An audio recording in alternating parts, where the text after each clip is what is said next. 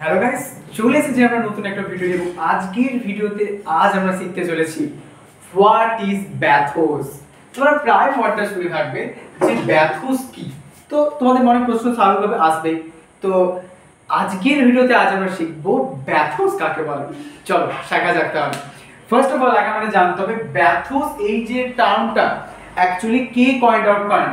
So first of all the term bathos, okay, first of all the term bathos was created হয়েছিল কত সালে 1727 এ within Alexander পোপসের এসে, এবং Alexander পোপসের একটা এসে ছিল যার হচ্ছে পেরি ব্যাথোস। ওকে, তো এই এসেতে আমরা দেখতে পাই ব্যাথোসের ক্রিয়েশন আলেকজান্ডার পোপের। চলো এবার দেখা যাক ব্যাথোস কাকে বলে। First of all, bathos is defined as a certain jolting. Jolting মানে হচ্ছে একটা ঝাঁকুনিপূর্ণ একটা চেঞ্জ। ওকে, ঝাঁকুনিপূর্ণ একটা change in the tone of a word. যেমন সাপোজ একটা সিন যাচ্ছে, বেশ সিরিয়াস ম্যাটার নিয়ে একটা সিন যাচ্ছে, হঠাৎই সেখানে এরকম ব্যাথোস দেখা গেল। ব্যাথোস মানে এরকম একটা সিন, এই যে একটা সিরিয়াস একটা সিন থেকে একটা ফানি সিনে এই যে একটা ট্রান্সফর্ম করা, এটাকে বলা হয় ব্যাথোস। এবার তোমাদের মনে প্রশ্ন হচ্ছে স্যার কেন অথরা ব্যাথোস তৈরি করতেন?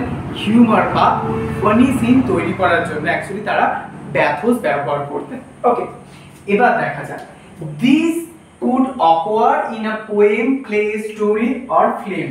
এবং এটা আমরা কবিতার মধ্যে দেখতে পাই, প্লের মধ্যে, স্টোরির মধ্যে এবং ফিল্মের মধ্যে আমরা দেখতে পাই এই ব্যাথোসের ইউজ। ওকে, এবার হচ্ছে এক্সাম্পল। কি এক্সাম্পল রয়েছে একটু ভালোভাবে তোমরা দেখে নাও। যেমন হচ্ছে Enoch Arden by Alfred Lord Tennyson এবং জোসেফ হেলরের লেখা ক্যাচ 22। ওকে, সো এই হচ্ছে ব্যাথোস। যখন একটা কোনো সিরিয়াস সিন হঠাৎ করে যখন ফানি সিনে পরিবর্তিত হয়, এক প্রকার একটা সিনের যে একটা চেঞ্জ, সাডেন চেঞ্জ, এটাকে আমরা ব্যাথোস বলে থাকি। ওকে, সো এই ছিল আমাদের আজকের ভিডিও।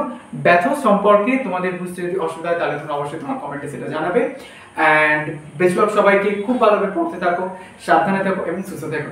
Thank you.